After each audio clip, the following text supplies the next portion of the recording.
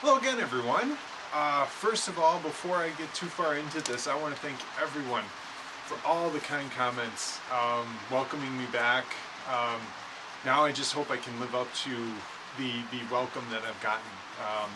Welcome back, Mr. Cotter.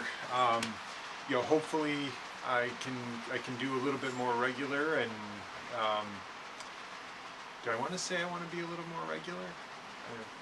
I don't know if I'm old enough to be concerned about being regular or not. Anyway, so today is going to be a quick. Well, we'll see how quick it is. You guys know. For those of you who stuck with me for a while, you know I like to talk. You know I can get wordy. But as I've kind of prepped the layout here to show everybody and show the progress I've made, I kind of realized how far I've gotten since the last time I posted a video showing anything on the layout. Yeah, I gave you a brief look at the shop's yard that I did, but there's been a lot of little things, and that's kind of where I'm at with the layout. The project that I've been working on with the shop's yard. One second, an engine's running away from the rest of its train here. Okay, engine's back on track. Wow, that was terrible. I apologize for that pun. Anyway, the shop's yard was probably the biggest, most drawn out project that I had done, mainly because of time, but also because of where the layout is. As much as I want to take over the rest of the basement, that's just not happening at this point. So I had to make a lot of changes in the basement to get this yard in. And if you go back to my old videos, you know that where the yard is now, there used to be shelves.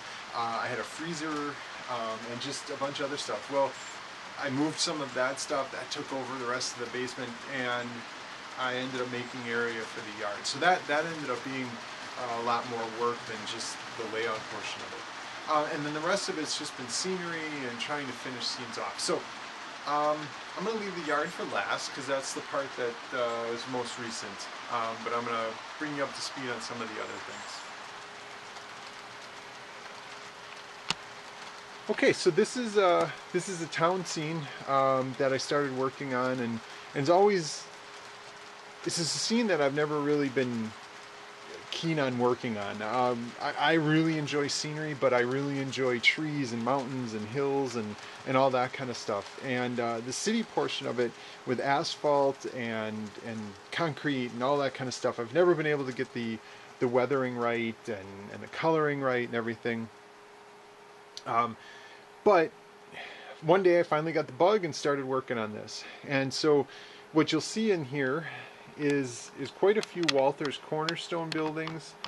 And some of these I bought used off of like eBay or Facebook groups. But then also others, I painted myself, assembled myself. And then others, and if we look closely, and then others are actually printed.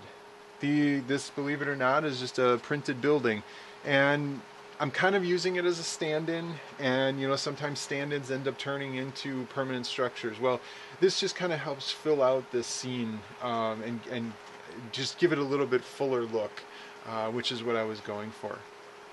Something else that I not 3D printed. I keep saying 3D printed. They're just printed, color prints. Are these sidewalks. And this is actually a suggestion that I got from Luke Towen, Boulder Creek Railroad.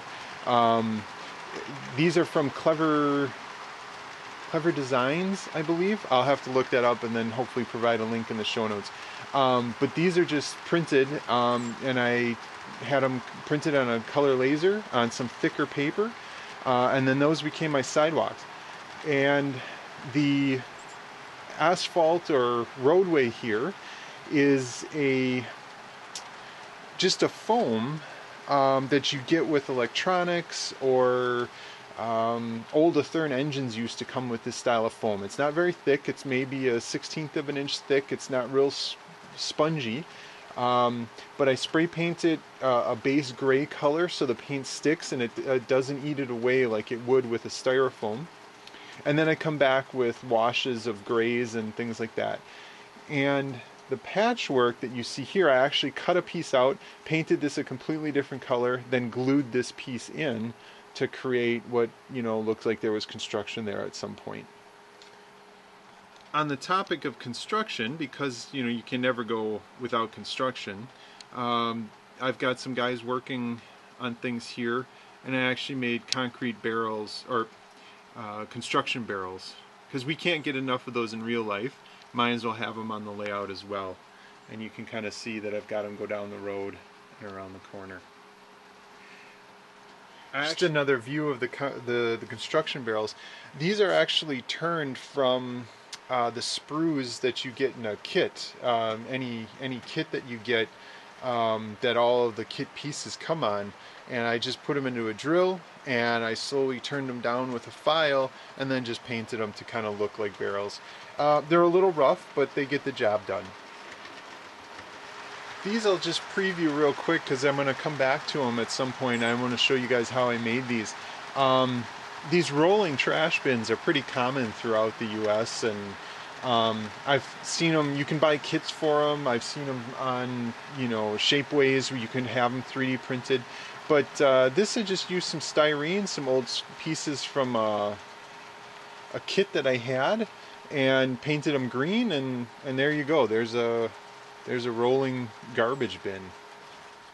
So here's a project I started right as I kind of was able or unable to keep shooting video.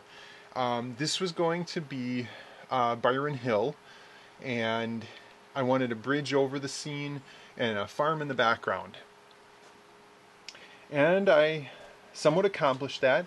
It didn't turn out exactly like I hoped. I wanted this bridge to be around the corner, but as it turned out, I ended up putting it here just because it fit. And the barn in the background is a Walther's cornerstone barn, and then this silo for it was just a PVC pipe, which I fashioned a roof on the silo itself. One of the things that I got into a little bit was, along with printing things for the city scene, was also printing some backdrops. And this was a little bit of a rough kind of foray into it, but you can see here I printed those in the background there, and you can see it helps hide a little bit the opening as the trains transition from one scene to another. So this is kind of the trains coming and rounding Byron Hill here, even though there's no grade change or anything on the layout. Modeler's license here a little bit. So if you remember my bridge over the river scene that I did, this is that, and I finally got around. And if you look really closely in this video, I'm sure that you can see that what I ended up doing is saving money, if you will. And I stitched together, I went on Flickr and just did a search of Wisconsin fall photos and found some images, as you can see here, that had water and fall colors in the trees. And using Photoshop, I reversed the image, stitched it together to create a long scene, and then printed it out. And so these are actually several 8.5 by 11 sheets of paper. So it's a little hack. I'd love to have a full backdrop in here, but for the moment, you know, cost savings and all that kind of stuff, this is what I went with for now. I can come back later and dress this up, but I feel like it helped fill out the scene a little bit, and you can kind of see, you know, the whole scene and how it looks in here. So I'm going to apologize as I pan over this scene here. My tripod's kind of noisy, so you might want to turn the volume down, or I might just mute it for this. But here I kind of finished out this scene. This is the, as you can read right here, Inland Cement Company. So I finished off the area just with quite a bit of sand, and put in this chain link fence, and I actually took some paper out of my paper shredder, cut it into small pieces and then littered it throughout the area as litter. And you can see here, I made these grass tufts, which I believe I talked about in an earlier video. So these are just static grass made on a cookie sheet, and then you take the grass, you can easily peel those off and then stick them wherever you need as just little tufts of grass. So then in the background, just the continuation of the shingles plant that I started ages ago. The rest of the city scene.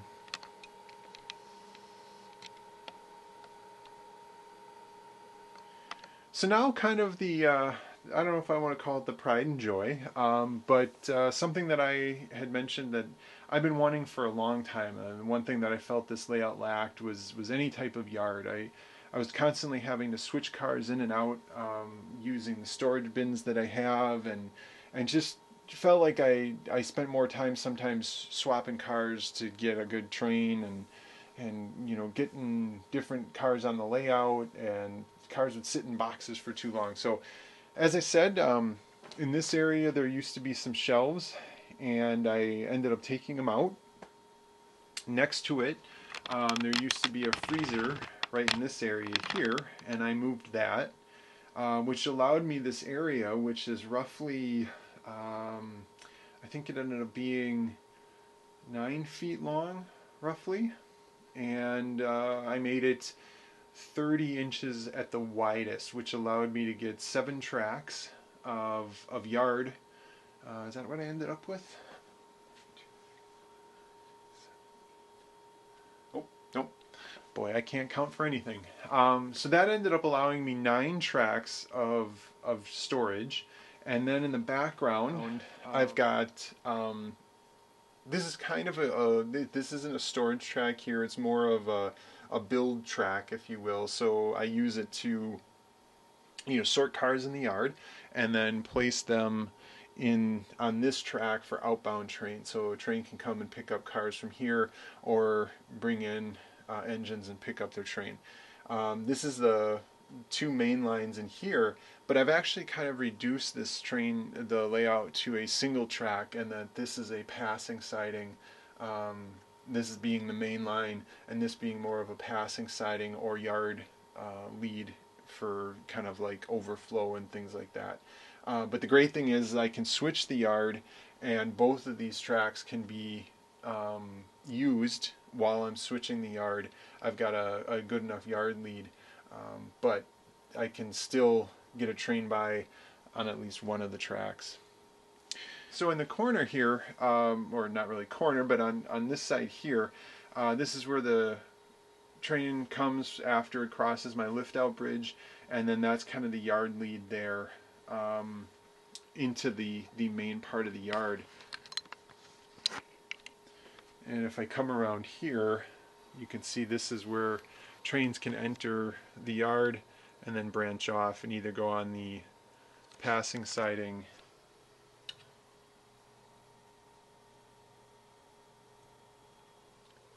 or into the yard itself. So this is an overall look at the yard. So I've got plenty left to do here. I've got to put in backdrops in this area, and then I did take the time, and I knew that if I ballast, or if I put the track in and started putting trains in, I'd never ballast the track. So I made sure that before I ran a single train in here, other than for test purposes, that I had everything ballasted, so that I did do that right away. One of the future videos that I think I'm going to share, and I know that there's plenty out there, but all of the switches that I use on my layout, or turnouts on the layout, are from Fast Track's turnout jigs. And I actually didn't have any of those left over, so I had to make all of them that I used here.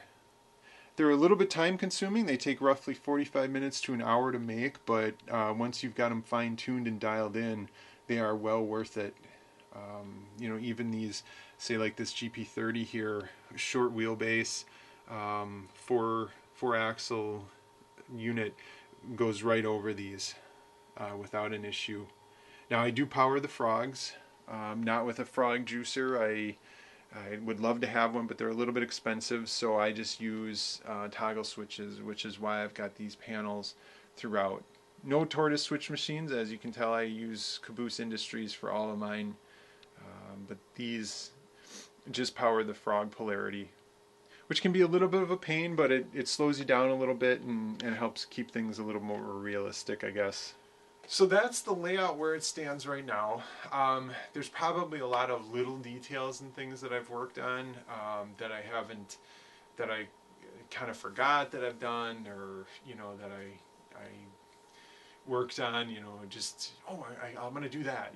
That's kind of how, like, for instance, the rolling trash bins came about. As I was closing that scene up, I was like, I need to fill this up with something, and I just went on a Google satellite image and kind of panned around. What's in the alleyways behind, say a building in this area? Oh yeah, dumpsters, and so we did that. I'll probably do a quick video on those. They don't take that long. They're a little bit tedious, but honestly, you can, like I said, you could get them from Shapeways 3D printed, and I think they're like $15, $10-15. Not super expensive, but honestly, for the amount of time that it took me to do them, I'll use the $15 somewhere else. Which is, kind of like the construction cones and stuff like that too. Easy enough to buy, but easy enough to make as well. So we'll touch on those in a future video, hopefully. One final thing that I wanted to touch on.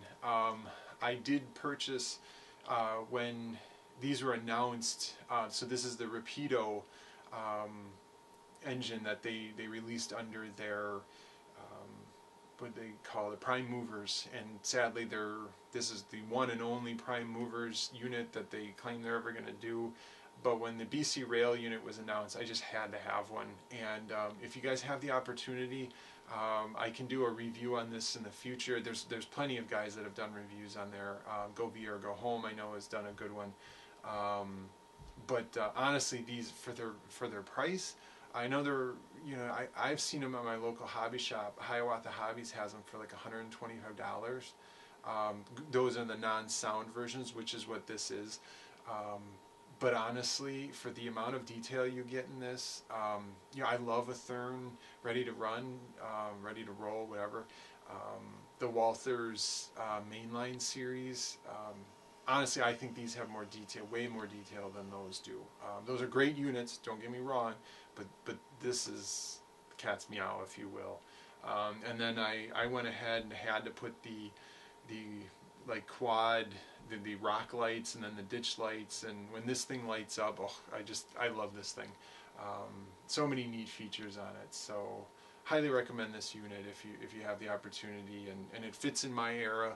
I mean, these are still running currently. Anytime I see these show up on Rail Pictures, I always favorite them because these units are still out there, painted in BC Rail. So well worth it. So. Well, that's it for this week. Just wanted to give you guys an update on what the layouts do, what I've been doing on the layout, what it looks like currently, and some projects that I can show you, and just give you an idea. I am going to warn you that in the next week or so, I have a non-train related video that I am going to be posting. I'm kind of crossing my fingers. I'm going to repair a mouse that I have. Not a four-legged mouse, a PC mouse, and it'll be more about soldering and a kind of a electronics repair, if you will. So when you see that one pop, it's not going to really be anything to do with model railroading, but it's a process that I think, from what I can tell, a lot of people do because they really enjoy this particular mouse, and blah blah blah blah blah. I won't go on about that, but just so you know, that's probably coming, and it won't be model railroad related. So, but anyway, thanks so much again for all the comments on my previous video. I really appreciate it all. And thanks so much for watching, and thanks so much for sticking with me during that drought. I'm glad you guys didn't click that unsubscribe button. I really appreciate it. So thanks a lot, and we'll see you next one.